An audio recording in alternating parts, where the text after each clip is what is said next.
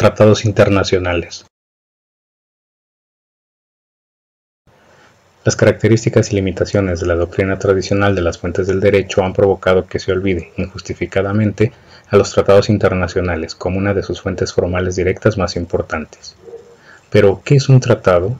Por tal se entiende el acuerdo internacional, celebrado por escrito entre estados y regido por el derecho internacional, ya conste en un instrumento único o en dos o más instrumentos conexos y cualquiera que sea su denominación particular. El tratado es un acto jurídico que genera normas asumidas voluntariamente por los estados o los organismos internacionales que los llevan a cabo. Los sujetos de los tratados son, principalmente, los estados y las organizaciones internacionales. Ambos tienen el carácter de personas jurídicas colectivas que actúan a través de personas físicas que los representan. Por el número de sus contratantes se clasifican en bilaterales y multilaterales, cuando los sujetos que en ellos intervienen son, respectivamente, 2 o de 3 en adelante. Hay tratados que se limitan a regular solamente cuestiones intergubernamentales, préstamos económicos, intercambio de funcionarios profesionales, asesoría científica o técnica, etc. Pero otros sí trascienden a los ciudadanos de los estados en cuestión. Esto significa que generan normas que afectan de uno u otro modo a la esfera jurídica de sus gobernados, por lo que el gobierno respectivo, con la firma y ratificación de dichos tratados, se compromete a incorporar esas normas a su propio sistema jurídico, de acuerdo con las formalidades y modalidades que exige cada derecho positivo. De esta manera, una norma de derecho internacional se convierte en parte de la legislación de un país, adquiriendo la jerarquía que al efecto le otorgue su ordenamiento jurídico. A diferencia de la legislación nacional, la normatividad internacional no surge de un legislador interno, sino del acuerdo o manifestación de voluntades concordantes de los sujetos a quienes se le otorga el ius tractati, o sea, la facultad de producir tratados o normas de derecho internacional de los que se derivan obligaciones y derechos. De esta facultad gozan, principalmente, los estados y los organismos internacionales, aunque la misma se reconozca a otros sujetos del ya referido derecho internacional. A partir de 1969, el procedimiento de elaboración y formulación de los tratados internacionales entre estados está regulado por la Convención de Viena sobre el derecho de tratados. Ahora bien, los tratados entre organizaciones internacionales y entre estas y los estados han sido objeto de una convención posterior a cuya elaboración se abocó la Comisión de Derecho Internacional de las Naciones Unidas.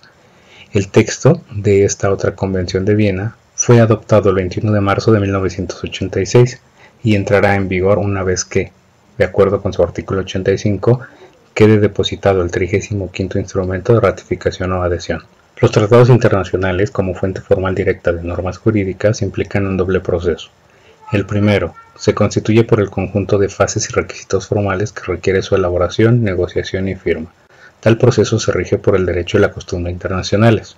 El segundo, estaría integrado por el conjunto de etapas que implican el reconocimiento y la validación de este acuerdo internacional por el derecho positivo de cada Estado. El primer proceso tiene por objeto la creación del tratado internacional. El segundo, su incorporación al sistema jurídico del Estado en cuestión.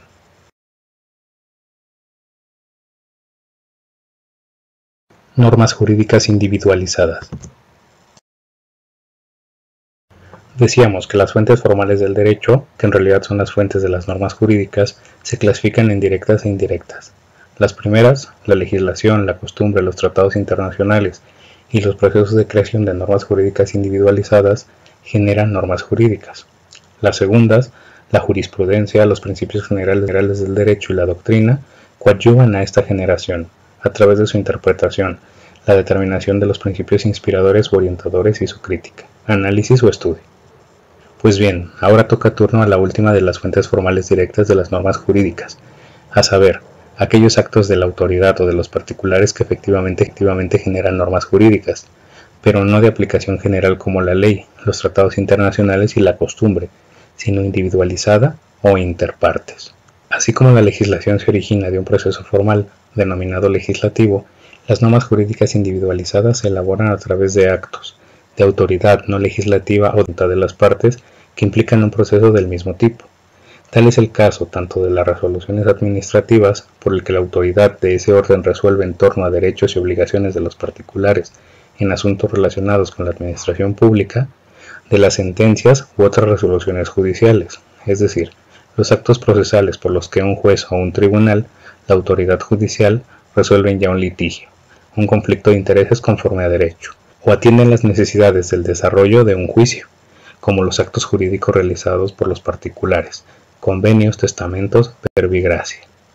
De las resoluciones administrativas o judiciales y actos de particulares van normas jurídicas, cuya característica no es la de su aplicación general, sino la de dirigirse solo a personas jurídicas determinadas a quienes afecta en particular, o aquellas otras personas físicas o morales que voluntariamente decidieron acordar determinados derechos u obligaciones en función, por ejemplo, de un contrato de compraventa.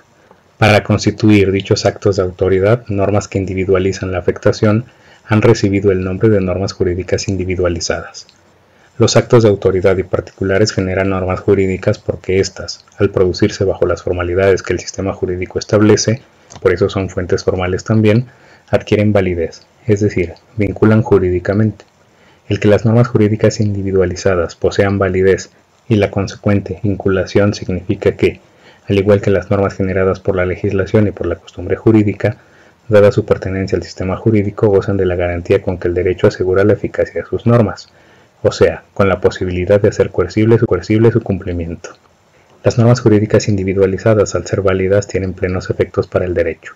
Su invalidez obviamente genera lo contrario, a saber, su nulidad absoluta o relativa, con lo cual sus efectos son limitados o de plano nulos. Si bien es cierto que la principal función del juez es la aplicación del derecho, una opinión generalizada respecto a si la actividad judicial es también creadora del mismo, al menos en los sistemas jurídicos escritos. No lo será si la función judicial se reduce a aplicar mecánicamente la norma sin poder integrar el derecho producido para el caso concreto, la norma que llene la laguna de la ley. Debe subrayarse que la sentencia de un juez no es que esté produciendo leyes en un sentido estricto. Lo que hace el juzgador al emitir una resolución definitiva es elaborar, conforme a la ley, es decir, de acuerdo con las normas jurídicas generales, normas jurídicas individualizadas. Esta función, aun en el limitado ámbito de acción con que cuentan los jueces en los sistemas de derecho escrito, no es ni solo lógico-mecánico, ni está basado exclusivamente en la ley, sino en otras fuentes del derecho como la costumbre, la jurisprudencia, los principios generales del derecho con los cuales el juez enriquece y define su criterio. En lo concerniente a los actos de los particulares que elaboran normas jurídicas, es donde nos encontramos frente a la infinita y más abundante actividad con que se enfrentan. Las innumerables transacciones jurídicas de los particulares son el reflejo de la vida social que el derecho norma a través de los criterios generales que prescribe la ley. Esta faculta prohíbe, enuncia taxativamente, marca límites, concede, en suma, delimita los espacios ciertos de acción jurídica, seguros e igualitarios en los que la voluntad libre de los individuos se recrea socialmente, buscando consecuencias jurídicas plenas. Por ello, los actos jurídicos deben ajustarse al derecho si del derecho pretenden la validación de sus normas, o sea, su juridicidad, su vinculatoriedad. Lo anterior explica que los actos particulares jurídicamente imperfectos padezcan, como se dijo antes, alguna clase de decir, su invalidez, precisamente por no ajustarse a la ley.